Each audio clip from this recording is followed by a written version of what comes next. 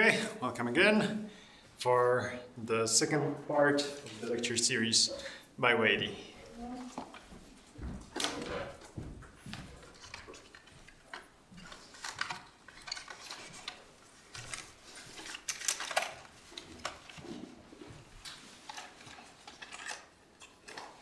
So now I'll give a definition of the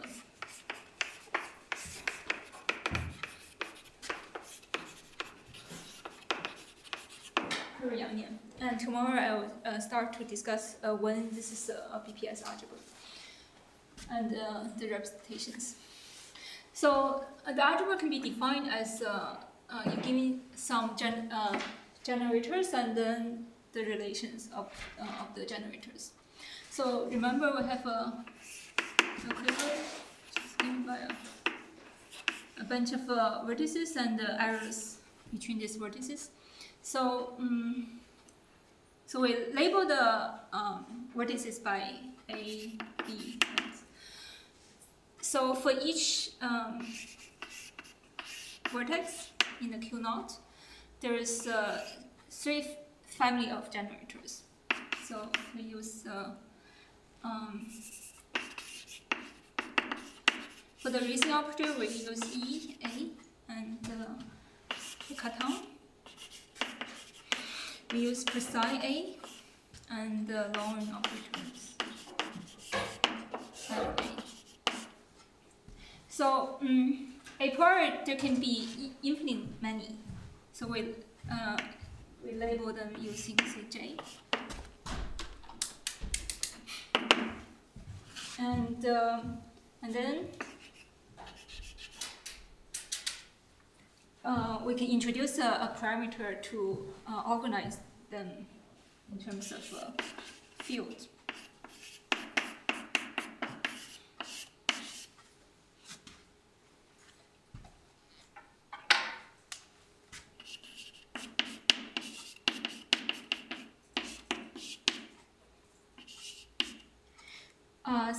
A priori, this J can take all the integers. But as we'll see later, for the E, this is actually just positive integers. For the precise, for the cation.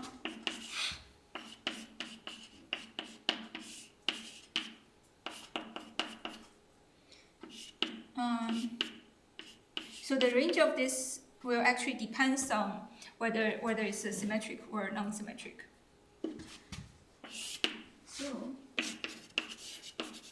So generically, you'll want to take all the integers, but for symmetric, this is just a positive. And actually, there's also the notion of the shifted Yangian, where you can have some numbers here, but to start with, we don't need to we don't need to discuss that yet. So infinite, huh? Say again? There'll be infinite lowering operators, infinite cartons? Yes. For every... Yes, I mean, a priori they're infinite. This is related to the fact that for the BPS spectrum, you also have an infinite number of states. I mean, this is supposed to characterize those states. How should I think about this Z parameter? I mean, right now you can, so this is, right now you can just understand it as a way to organize all these modes. I mean, similar to the VOA for the 2D CFT, you have the fields and the modes. Yeah, but I mean, there's also a more physical way of understanding that I can discuss more. Okay.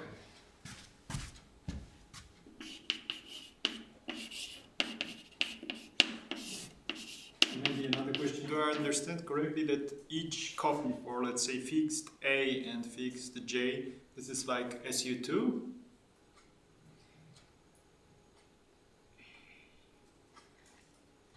For fixed J, it's actually more complicated.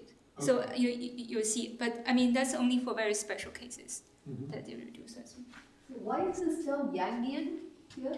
So the reason why it's called Yangyuan, I mean, it's a long history. So the first time we defined this was it's a generalization of this algebra called alpha Yangyuan of GL1.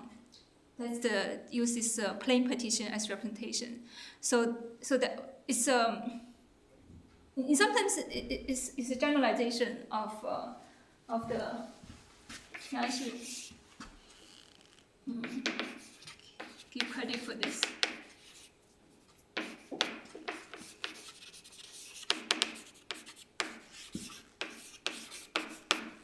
So this is defined by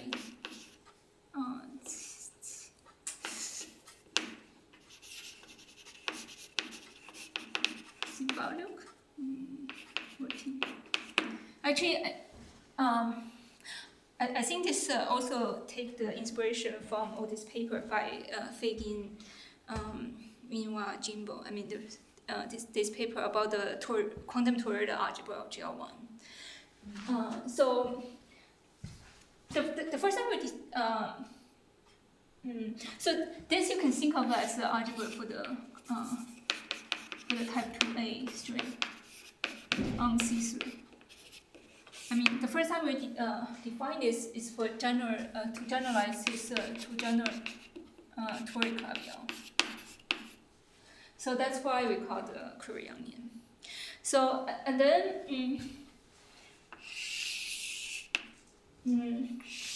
I shall explain later that when this quiver is the triple quiver of the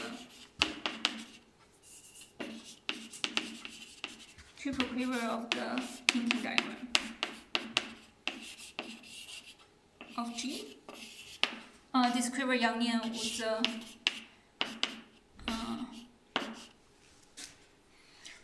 reduced to the Yangyuan of G.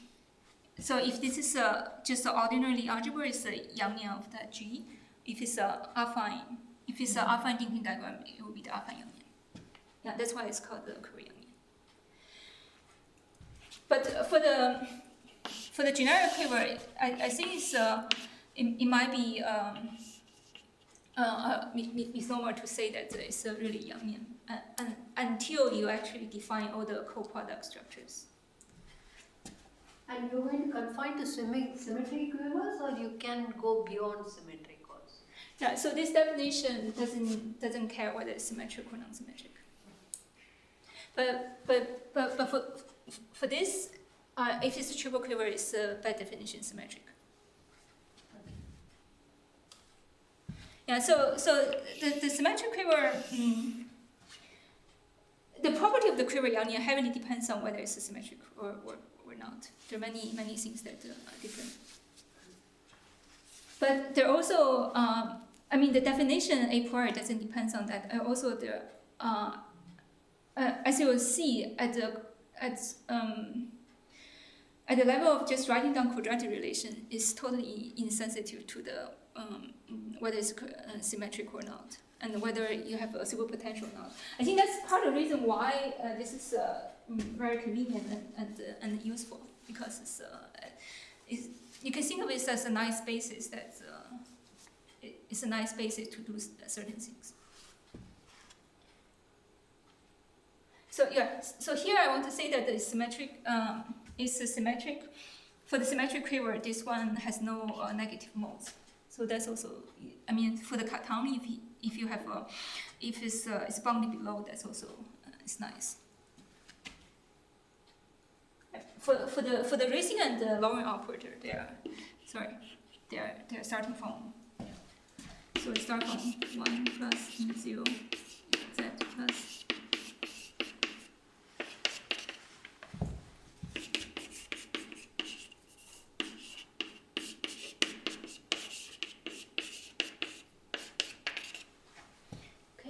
So this is the generators. So now we want to define the quadratic relations. So this is also, some people call it the exchange relations.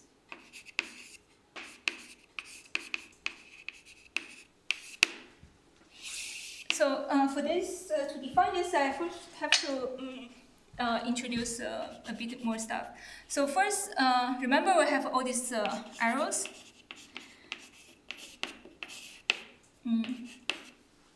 So for each arrow, I want to assign a weight. I mean, right now you can just think of them as some formal parameter. Let's call them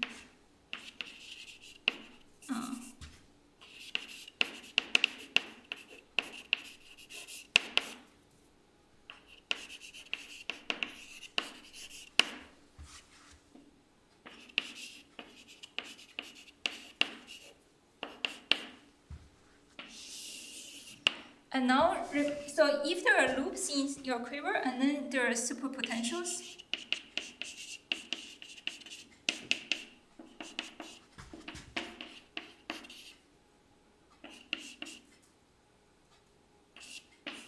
so for each term in your potential, you will have that will give you a constraint on the weight. So that would be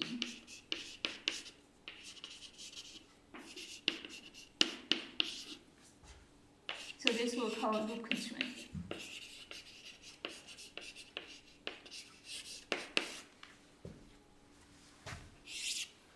So after this, we're ready to define the most important ingredients of this in the definition of this algebra, which we call bounding factor. So for two vertices A and B, we define a rational function. So this is a notation. So for each arrow from A to B, you get a factor in the denominator. Sorry. For each arrow from B to A, you get a factor in the denominator. And then for each arrow going backwards from A to B, you get the numerator.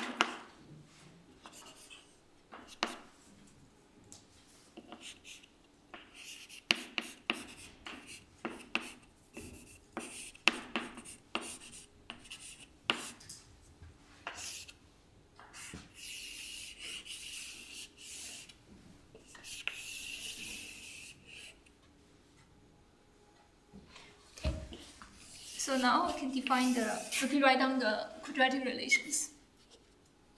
So first, the pattern, they are just all, by definition, they all commute.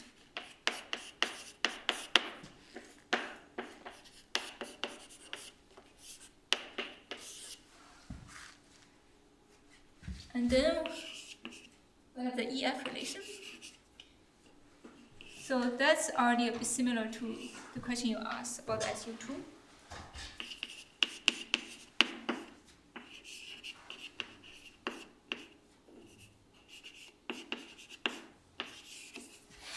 So this means it's a super commutator.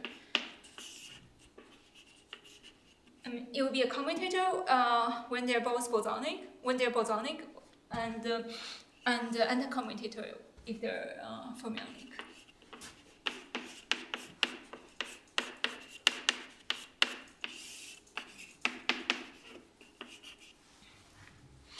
Okay, so you see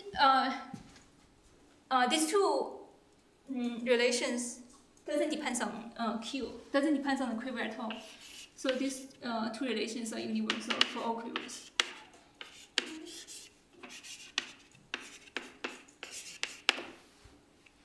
And now we have cosine E.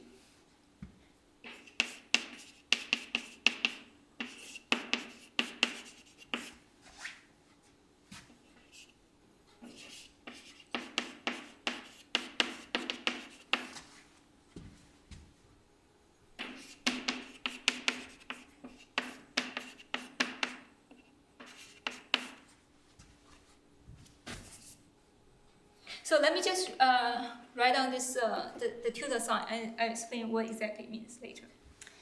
So and then cosine F So this is the relation between the Cartan and raising operator. So now for the Cartan and the lowering operator. The only difference is that here in this factor, it will be the inverse of this factor.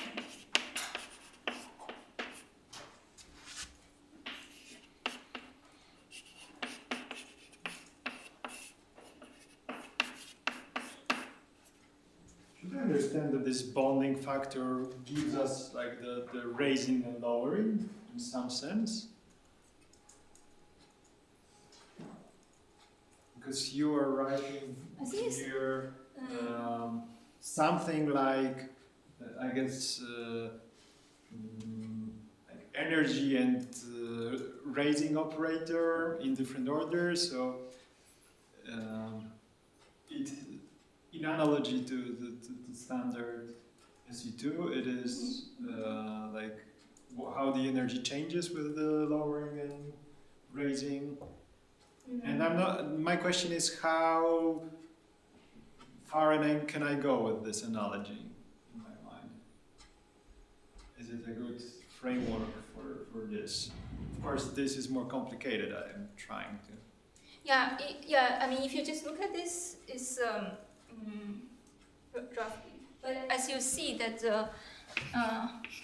one intriguing thing I find is that the E relation have exactly the same structure as the precise E relation.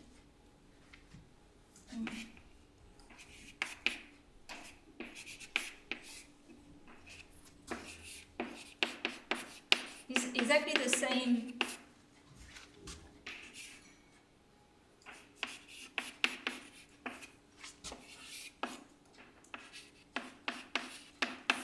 It's exactly the same structure.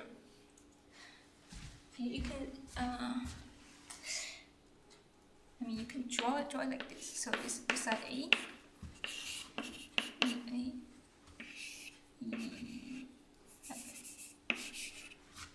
Just E. So this is phi inverse.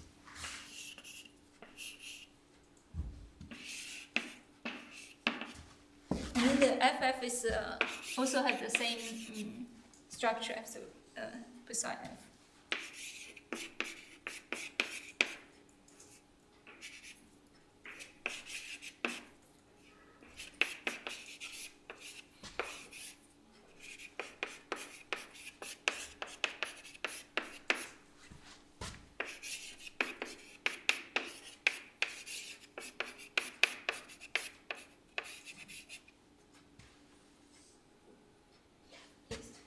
So this form would heavily depends on the quiver, and also so the E and F, they can be both bosonic or fermionic, or even more general. So there will be some signs here, or even phases here.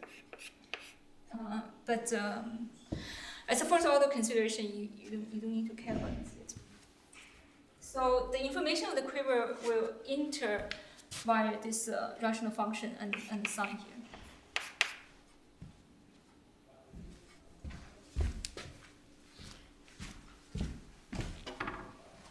So, where is this?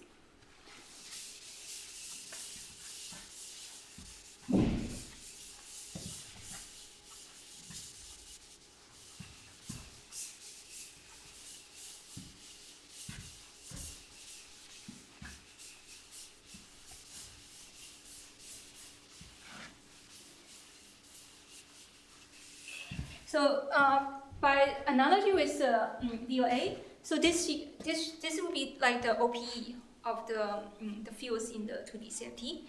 And you know that sometimes you also want the relation in terms of mode. So also it's the same for us. We actually derive this relation first in terms of the fields, but very often you will need the relation in terms of mode. In particular, if you want to compare to other algebras. So it's actually important to also have the mode relations. So to derive the mode relations, so it's still quadratic.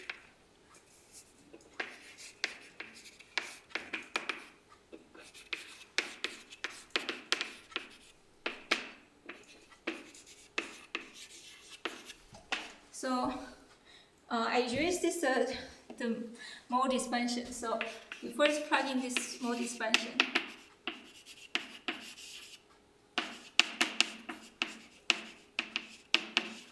To those relations in terms of field, and then you expand,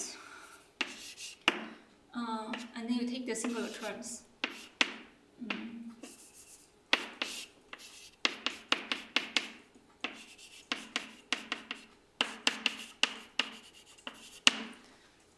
So, so the first two will be easy.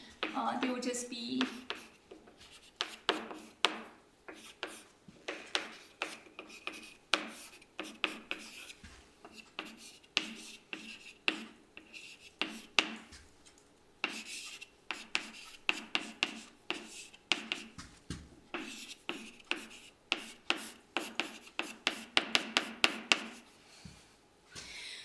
and then for the next word, that will be slightly more tricky. So you first have to take this the bounding factor, and then you write it as it's a rational function. So you write as the numerator divided by this denominator, and then you move the denominator to the other side. So, for example, let's take the side psi e.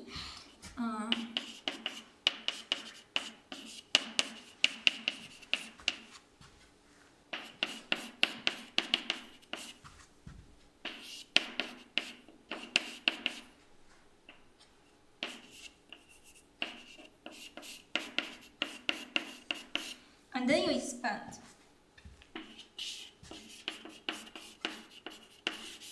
And then you take the singular terms.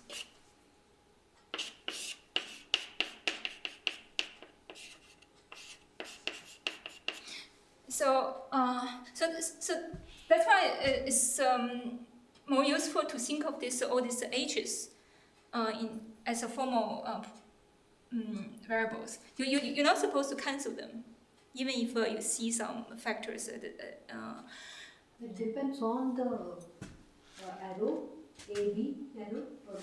Yes.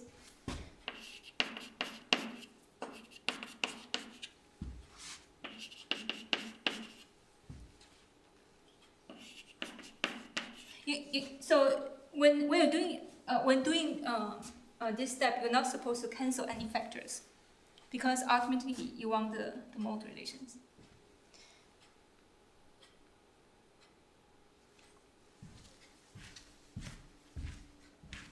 So the reversing the arrow will be numerator denominator will get exchanged.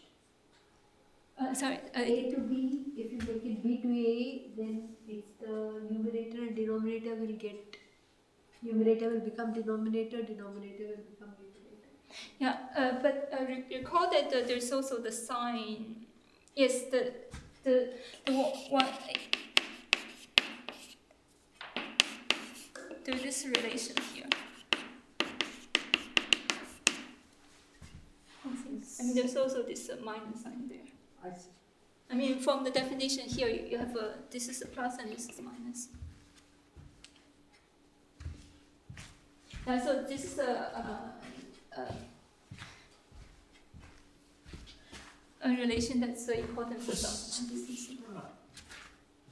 Sorry. Let me write it here. Equation is fine. Let me write it here. So as you can check, I mean there can also be some factors here that I'm ignoring here. But in the end, you want to, I mean these factors, in the end you want to fix it such that you have this.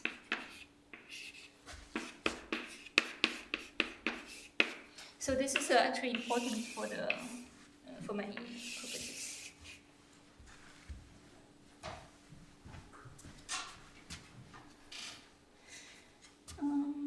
Okay, it's better.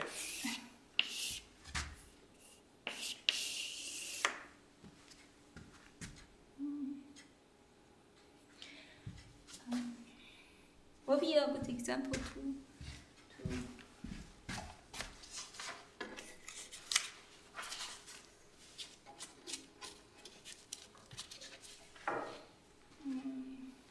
So let me give some example for this bounding factor. So so remember that we listed some example for the quiver in the morning.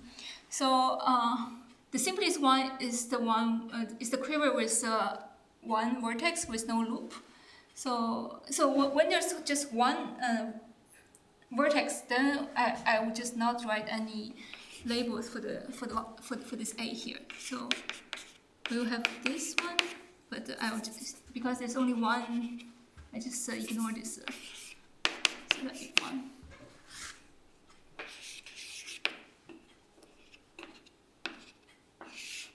And for the Jordan quiver, so there's one arrow, and we give it a weight h. So then there will be. So you just look at this definition here. And then if you have M loops,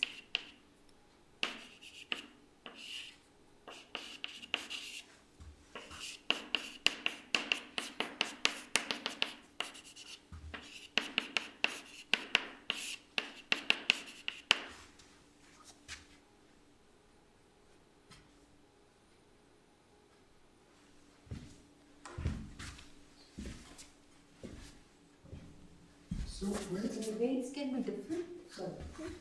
I just want to use this part. Yeah, but let me make what first. I want to keep this side. Yeah, I have it. Okay. Sorry. The weights can be different on an M loop, or it can be same. Yeah, a part they should be different. I mean, normally if you just consider this algebra, a part you can think of them as a formal parameter. It's only when you have to relate to there's some concrete physical problems, or you want to relate to other algebras, then there are some numbers, complex numbers. I mean, a priori you want them to be different so that they don't have any consolations. Usually when we put a loop, we say it's an adjoint representation. Is that the way you would take it to be? Yeah, but here I'm not talking about any physical. Yes, normally that correspond to adjoint.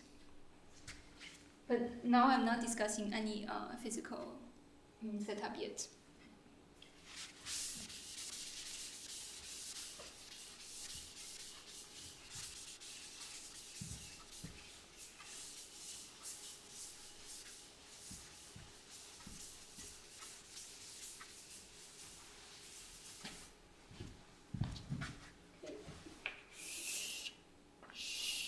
So this is the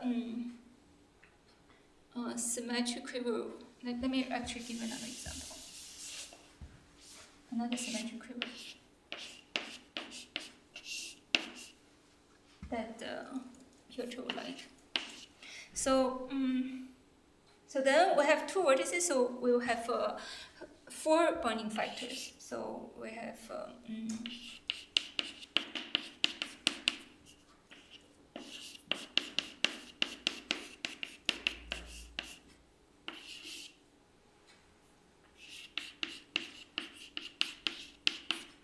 so let's write this H1, H2.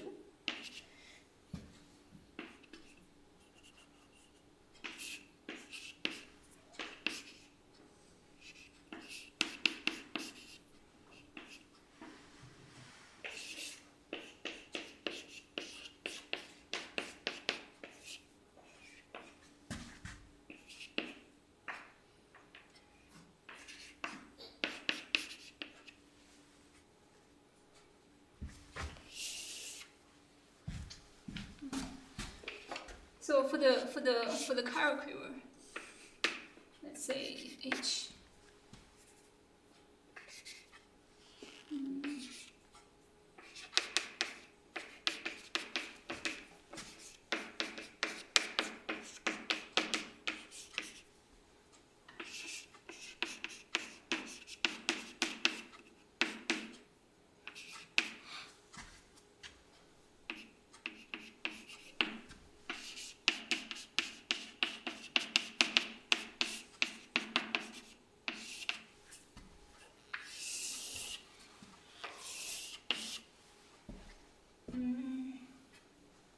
Then, for example,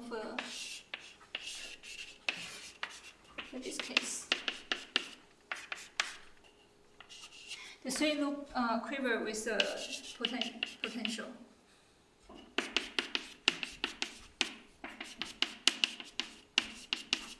So if we assign the weight of these 3 arrows, H1, H2, H3, this potential will give, so the two terms give the same constraint on this on these 3 weights. So it's H1 plus H2 plus 3 equal to 0.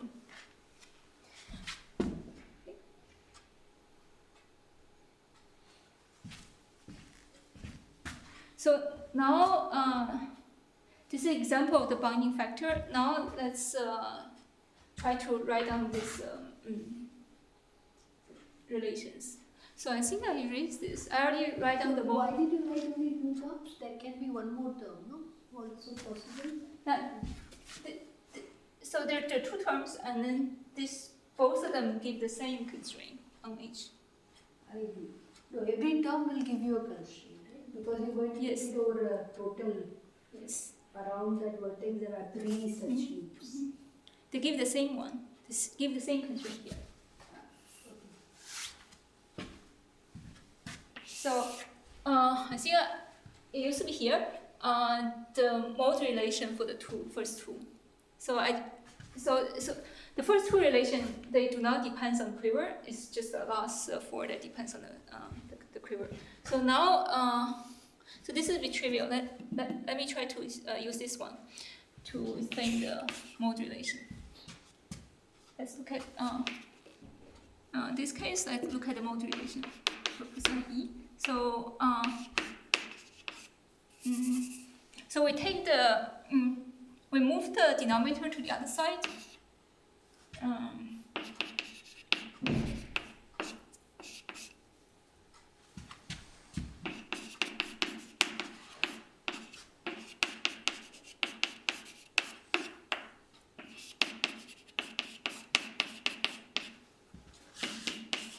So we have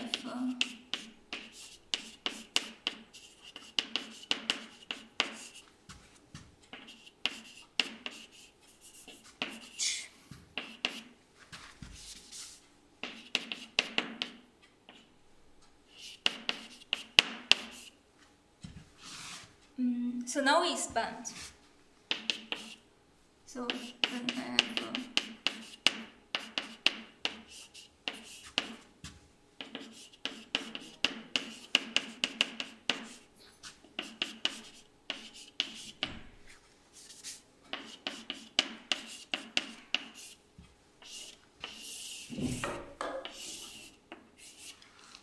so this will be the mode relation.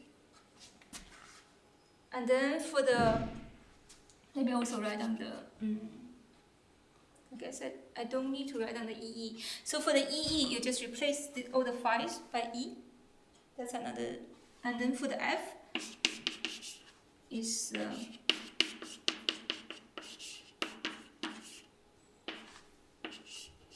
you just change the sign here for the,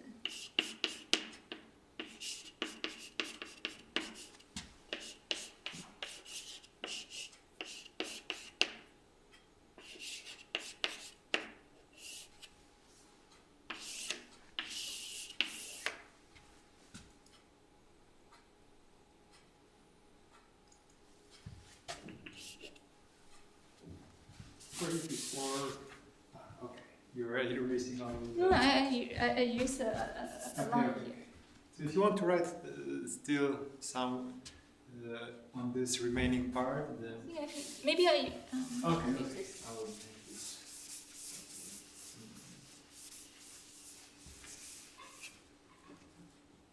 Okay. Yeah, maybe. Let me give one example that's relevant for the plane partition. So I want to show the example for this guy here. So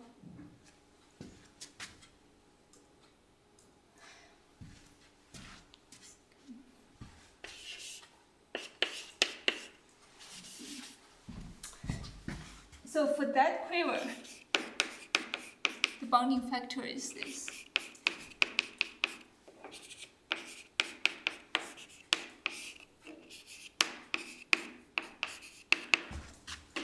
With the condition h1 plus h2 plus h3 equal to 0. So you see it's S3 symmetric under this promoting the three HIs. So you can write it as in a S3 symmetric way. Let's define. So we can define this as a sigma 1 is 0, and you define sigma 2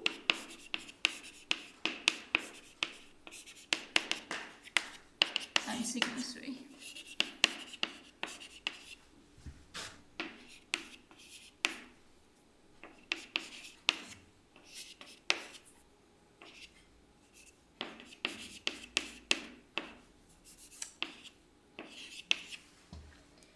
So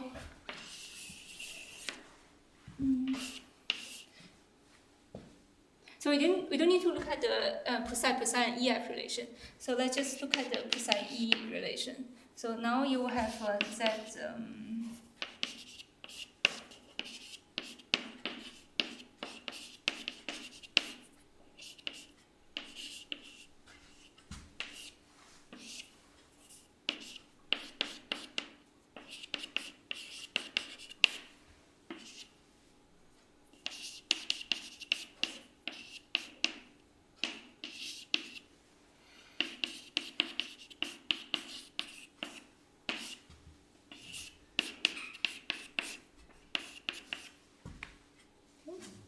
And so this view.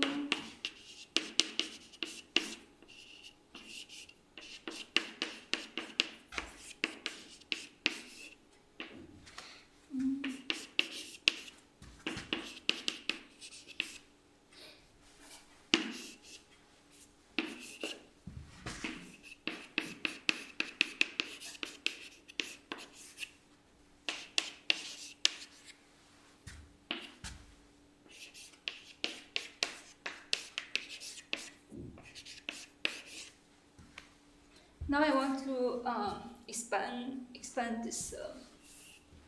So I will have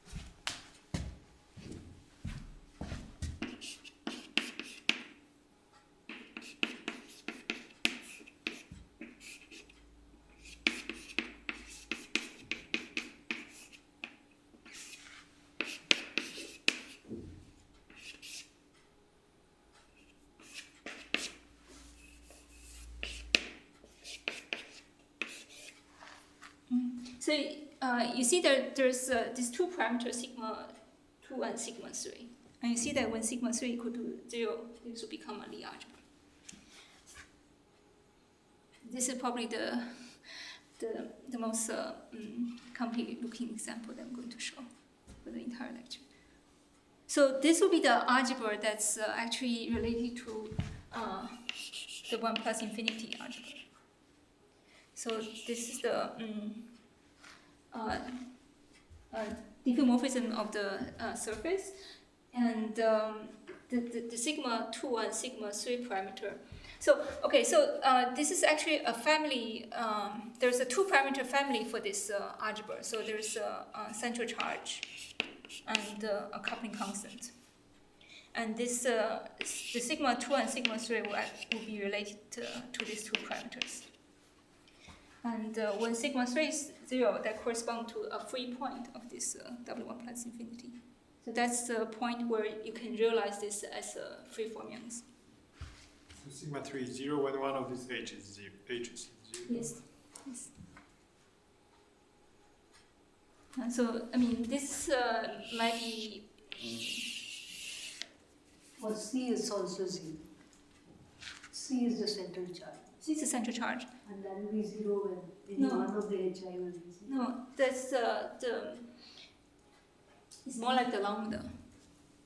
Actually, it's also not the lambda, but I mean, it's I think the lambda will correspond to the 1. So this W1 plus infinity have two special points when lambda equal to 0 and lambda equal to 1. I think this is when you can realize by free formula. This point is when you can realize by free bosons. But C is not 0. I mean, if C is 0, then there's no. No, I agree. No, I thought you said C is a function of sigma 3. That's why I got confused. No, they are, but that doesn't mean that Both C is. C and lambda Yes, functions of yes. sigma 1, sigma 2 and sigma 3. Yes, yes, yes.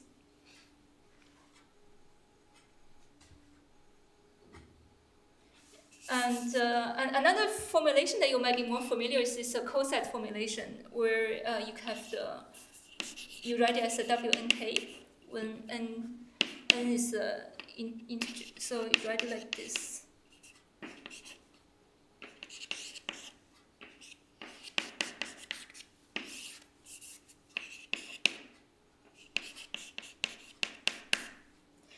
So there are 3 possible parameterization either in terms of nk or c lambda or sigma 2, sigma 3.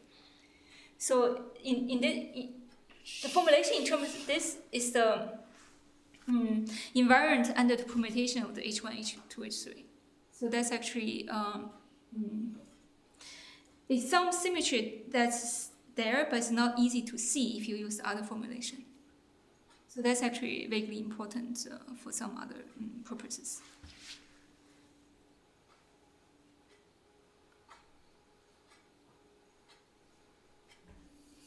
Yeah, this is the C3 example.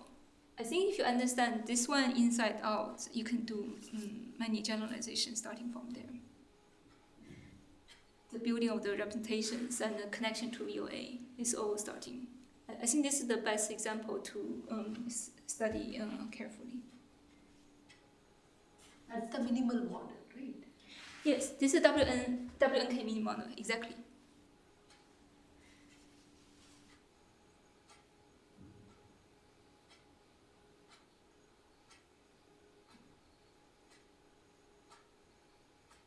So yeah, as maybe I just give you some teaser that maybe I explain tomorrow.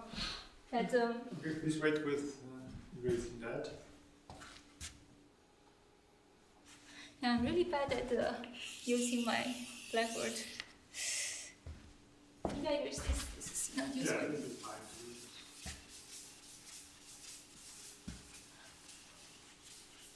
So what's not clear from your approach is where is the level K everything shows up in your formal expression is not very visible.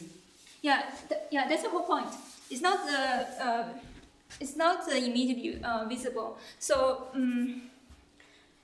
so if you're familiar with this WNK model, Yeah. so And please note that we should end soon. This. Then we can take it up tomorrow. Yeah, we can also start tomorrow. okay, yes. But if you want to end some sentence, please feel free to do it. Some sentence. So I think. Yeah. Sorry. I wanted to. So this is all quadratic relation. You see that the quadratic relation is universal. You write it down and then you just plug in the information of the quiver, the quiver. So the higher order, there are also higher order relations. I mean, for example, for the Yang-Mian, you know that there are third relations. So those are not that easy to fix. So you have to fix them for each case by case for each individual quivers.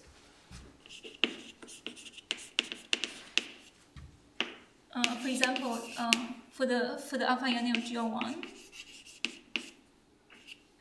you have cell relations.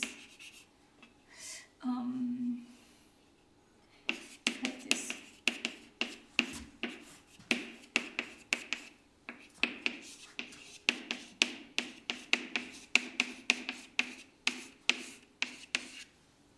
Also F.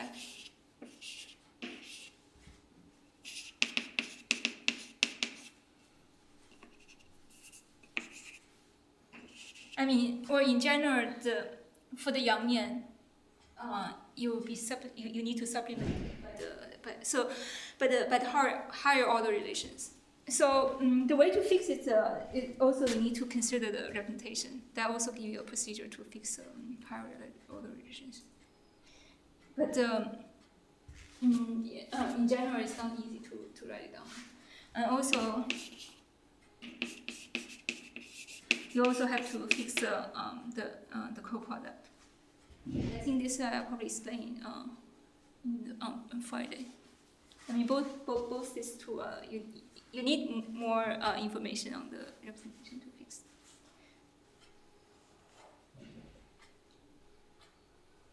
Yes. Okay, thank you. Yeah, and please let me push the questions for tomorrow because we need to prepare for Lima's lecture.